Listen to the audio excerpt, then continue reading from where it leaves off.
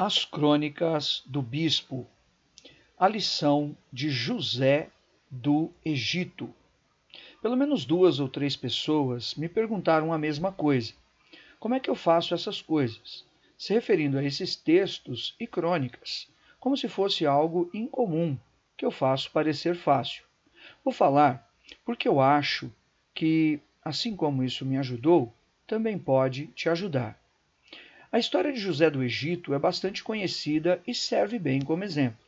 Sem nenhuma comparação, claro, mas serve como exemplo mesmo. José aprendeu a governar na prisão. Aprendeu a administrar trabalhando de mordomo. José não se intimidou na hora de revelar o sonho de Faraó, porque aprendeu isso contando sonhos e visões na mesa da janta, para os seus pais e para os seus irmãos. Em outras palavras, Deus o experimentou nas coisas do dia a dia. Deus o experimentou nas dificuldades da vida. Na verdade, Deus o engrandeceu quando ele estava embaixo, para que quando ele chegasse em cima, ele já estivesse preparado. Ele já fosse suficientemente grande para dar conta do recado. É o nosso fundamento da Igreja Apostólica, né?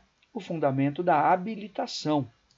Bem, a moral da história é a seguinte: nós não podemos viver enfatuados em nossas rotinas e atividades do dia a dia, seja em casa, na família, no casamento, no trabalho, na igreja, no que for, porque tudo isso será fundamental dentro daquilo que você vai viver de Deus lá na frente.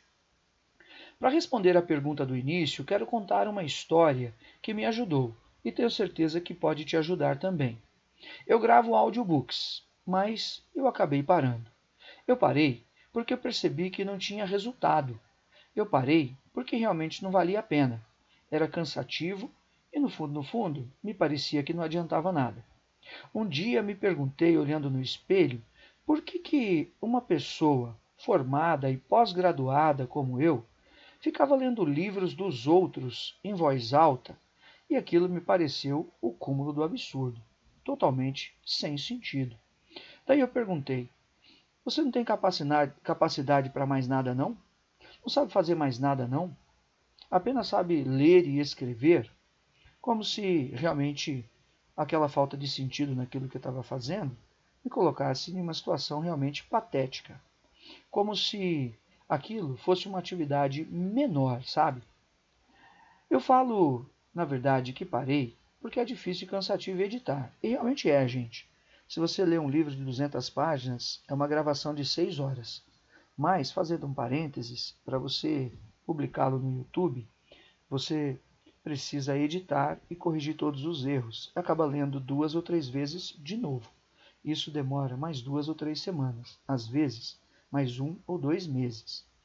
Mas, na verdade, eu parei mesmo. Não foi porque é cansativo e difícil. Eu parei mesmo por causa daquele pensamento. Quando eu estava olhando no espelho, eu me achei patético, lendo apenas livros em voz alta, achando que eu tinha capacidade para mais. Mas agora, fazendo as crônicas e as letras das músicas, preste bem atenção. É interessante. Já são mais de 20 audiobooks, na verdade bem mais. Mais de 20 crônicas, bem mais. Nem todas eu publiquei. E mais de 20 letras de músicas. Foi então que eu percebi que todas elas, escute, seguem o mesmo estilo que eu acabei gerando empiricamente nos audiobooks. Pode conferir. As crônicas soam iguais. Dá uma olhada em um dos audiobooks e você vai ver.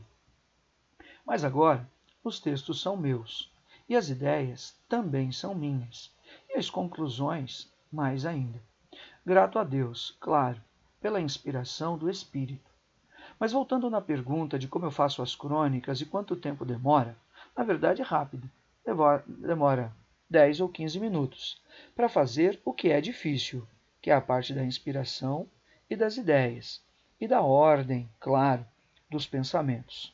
No mais, o resto é fácil, porque é só formatação.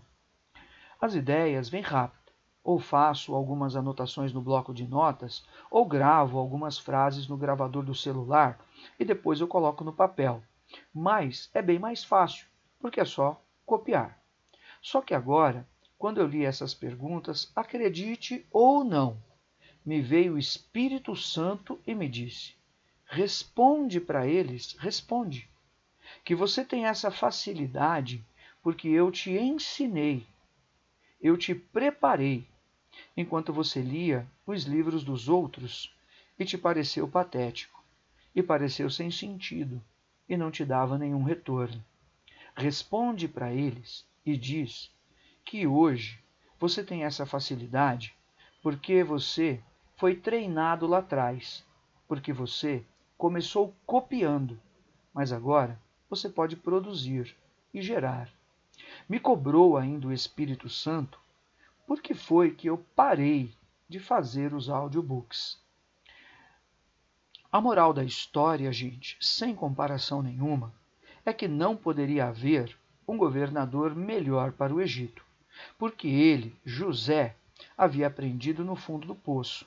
Ele havia aprendido na casa de Potifar e como escravo no fundo da prisão, sem ganhar nada. Então, eu quero te dizer que se você é uma pessoa solteira e zela da sua casa com muito esmero, ou como eu, talvez, que cuida do seu pai e da sua mãe por serem idosos, fique em paz, porque o Espírito Santo já te treinou. E o seu cônjuge, amanhã, quando você casar, vai ser muito feliz e realizado. Se você trabalha e paga suas contas e tem a alegria de manter seu nome limpo e é fiel nos seus dízimos e ofertas, ganhando talvez 3 ou 4 salários mínimos, e sabe que tem dia que dá para ir no Outback ou em outro restaurante mais caro, mas tem dia que só dá para comer o cachorro-quente da esquina mesmo, ou se alegrar esquentando a marmita na hora do almoço. E se você trabalha com empenho, mas não somente porque você precisa, mas, na verdade, você gosta do que faz e gosta de ajudar e crescer, fique em paz. O Espírito Santo já te treinou. Você logo vai prosperar como nunca imaginou e estará capacitado como um gestor incomparável e poderá ganhar 30 ou 40 salários. Fica em paz, você vai ter muito sucesso. Se você faz a obra de verdade e fica feliz e ansioso, querendo chegar logo na igreja para adorar ao Senhor e receber a palavra, fique em paz. O Espírito Santo já te treinou. Logo, logo, vai ter um óleo novo sobre a sua cabeça e um novo anel no seu dedo. E provavelmente você será um líder muito importante na obra. E ainda mais, você até vai ser o próprio dirigente da igreja. Você vai ser reconhecido e terá um ministério próspero. Concluindo, na verdade, veja se você não está muito enfatuado. Não viva mais destruído em sua própria rotina. Ela faz parte de uma história maior. O Espírito Santo está te preparando. E como José, meus sonhos e visões não são ilusões, não. Não são ilusões da minha cabeça, não. E como José, meus sonhos e visões, repito, não são ilusões da minha cabeça, não.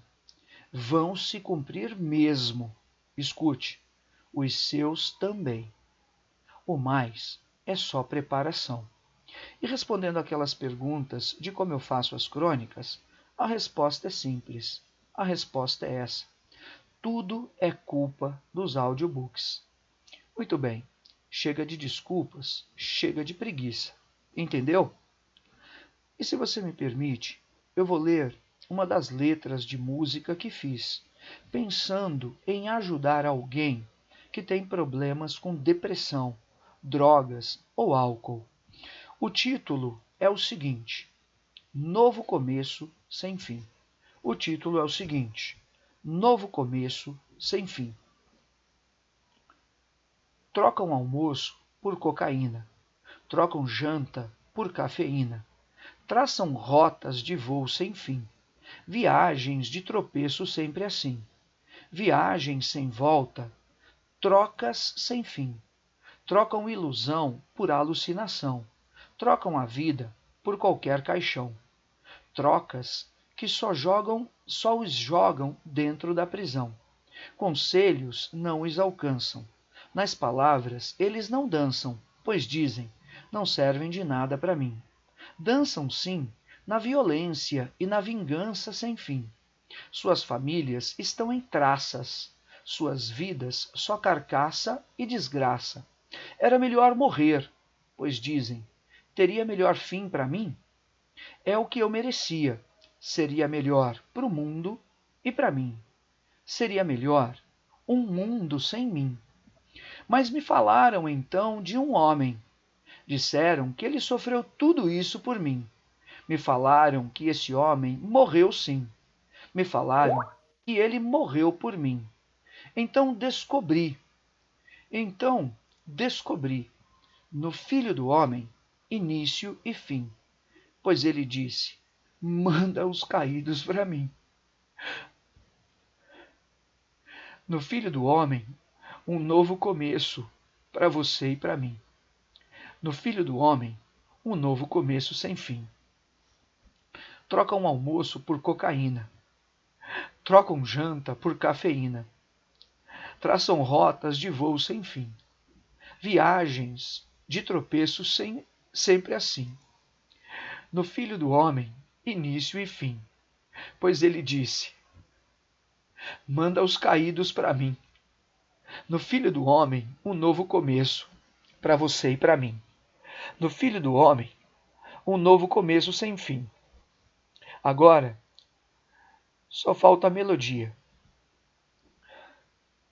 Mas essa é uma outra história. Fica com Deus. Obrigado, Jesus.